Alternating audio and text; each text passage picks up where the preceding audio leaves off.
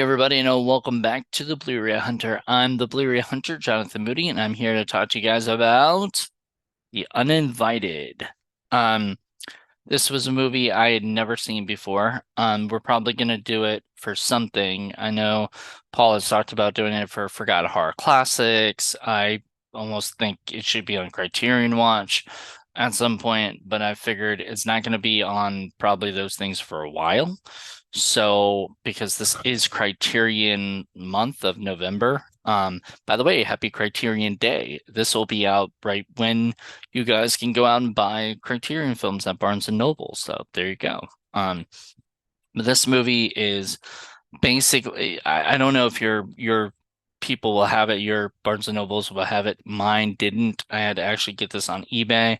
I actually bought a bunch on eBay. Um, but basically there's a so so the movie is about this like brother and sister who buy a house together, and they find out that the house has a past, like it's haunted. And this is like one of the first ghost stories to really take stuff like movies to take ghost stories seriously like that, and everything. Most of the time ghosts were sort of hokey and silly and goofy, and Abbott and Costello would meet ghosts, and there's all these ghosts, you know, fake ghost stuff or whatever.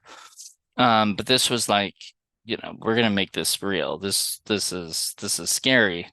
So, basically, they find out that the guy who owned the property, this grandfather, um, commander, he wants to sell the property as low as he can, like whatever. He just wants to get rid of it.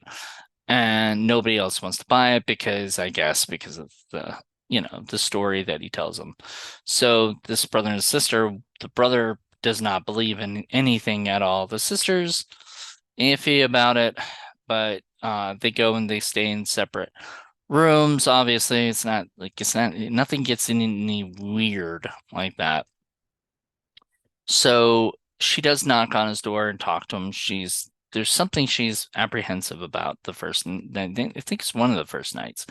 And she doesn't tell him what. Later he hears like this woman screaming, like crying, this woman crying, and he starts thinking it's like some kind of there's a reason for it. There's a woman crying in the village nearby, and somehow it's echoing through into their house. But um it stops, apparently it would stop at dawn like every night. So yeah. So uh they are a little weirded out by it, but they do a little bit more investigating, and they end up inviting the granddaughter whose mother had died in the house and stuff. And she kind of felt like her presence was needed to be there. She really badly wanted to be there. Ray Milland is the the brother guy, and he has fallen in love with her. Her real name, actress's name is like Gloria. Yeah. So, um, by the way, the great thing about if you're a collector of Criterion, but the great thing about it is there are these amazing booklets and stuff that actually tell you more information about it and all the characters and cast, crew, all that fun stuff. Yeah, Stella Meredith is played by Gail Russell. And basically what happens is Gail, and both Gail and Joel, what was Ray Milland's character's name? I want to say Roderick. Roderick. So Roderick and Stella kind of fall in love. Meanwhile, Pamela, who's played by Ruth Hussey, which is Ray Milland's sister, she ends up meeting the town doctor, and they kind of form a relationship. It gets a little weird because, like, generally speaking, a lot of these movies is like a husband and wife, and so it's really cool and weird and different to see like brother and sister. It just doesn't normally happen in these movies and stuff. So I kind of like that because, what brother and sisters like, hey, let's move in together and let's move in buy this house together. Like it doesn't usually happen. So it was different than the typical stuff. So but I liked it because it made it easy for when Roderick fell in love with Stella, it didn't make him seem like he was a bad guy. I mean, kind of was. She was 20 years old. So, and he looked like he was in his 50s.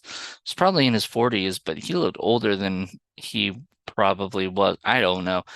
He, so she and him sort of have this relationship going and everything. And I heard some terrible stories about poor Gail Russell, who uh would get nervous on the set of this movie because it was like her first movie, and so she would drink, and her drinking became alcoholic, and she died at the age of like 36, due to basically drowning in her own, vomit and stuff, I think. Like it was bad.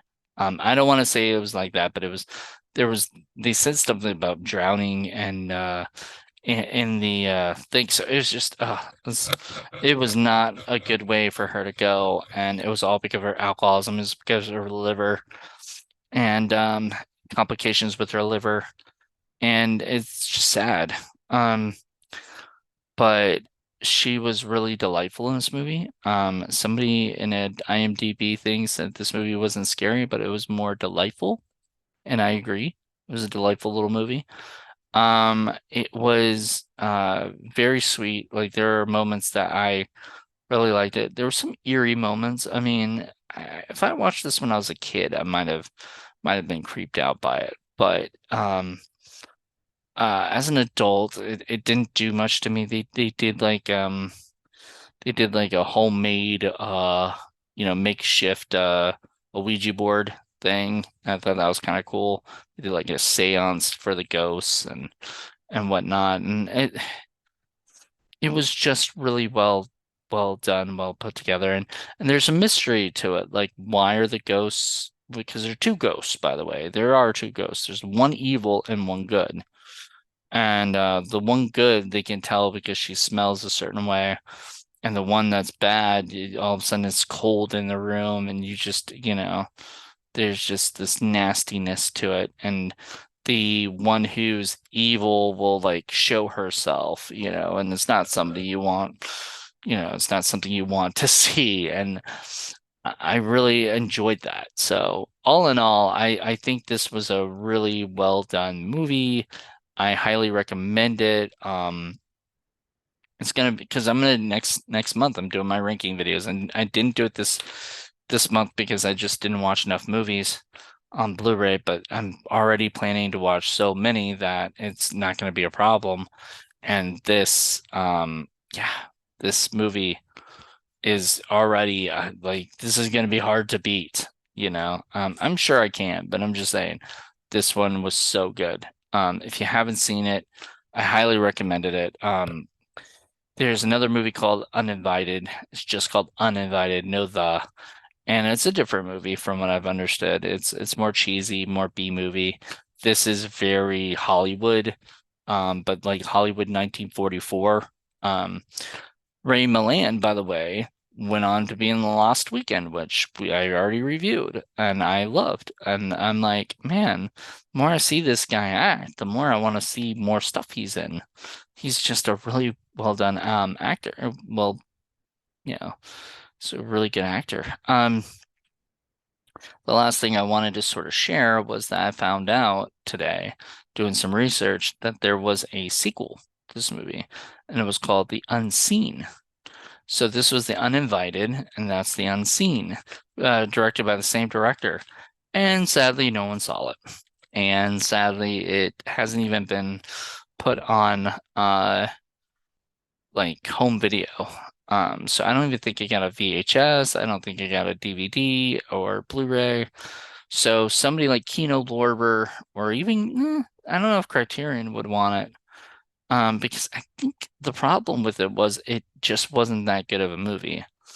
It had Joel McCrea and it had Gail Russell come back playing a different part, but like, and it was sort of a similar thing, but it wasn't the same movie. Like it wasn't a sequel necessarily. Did I say it was a sequel? It was another movie that the same people made called The Unseen. So it was not a sequel, I don't believe. But it might have been close to like as close to a sequel as they could make it. And same director and whatnot. So anyway, I would definitely recommend checking this out. If you haven't seen it, I would definitely watch it. It's a lot of fun. It's very I don't know how to describe it. It's just it's exactly what I thought Rebecca was going to be, that Rebecca was not. Rebecca was not a real ghost story. It sounded like it was going to be, and then it makes a turn. Um, and you find out that it's a mystery. But that, this movie was made, I think, after Rebecca. So I think they had these same similar ideas. They had cliffs, they had this like really nice house and sort of a murder slash death or whatever. It's just really interesting. So I definitely, yeah. Um, if you are looking for something to buy for, the sale, The Uninvited, I recommend. My plan this week, I think I am gonna do more movies I'm probably not gonna do for Criterion Watch anytime soon. So I'm gonna review those Criterions, for this month because it's Criterion month, I might as well. We'll see. I may do some other ones, but there's also horror film lovers will have movies that aren't Criterion, on it. So, for Blu-ray Hunter, thought I'd do some Criterion stuff to get you guys all in the mood for it. All right, well, hope you guys enjoyed this, and let me know what you guys think. If you like The Uninvited, let me know. If you didn't like The Uninvited, also let me know. All right, until then, everybody, bye.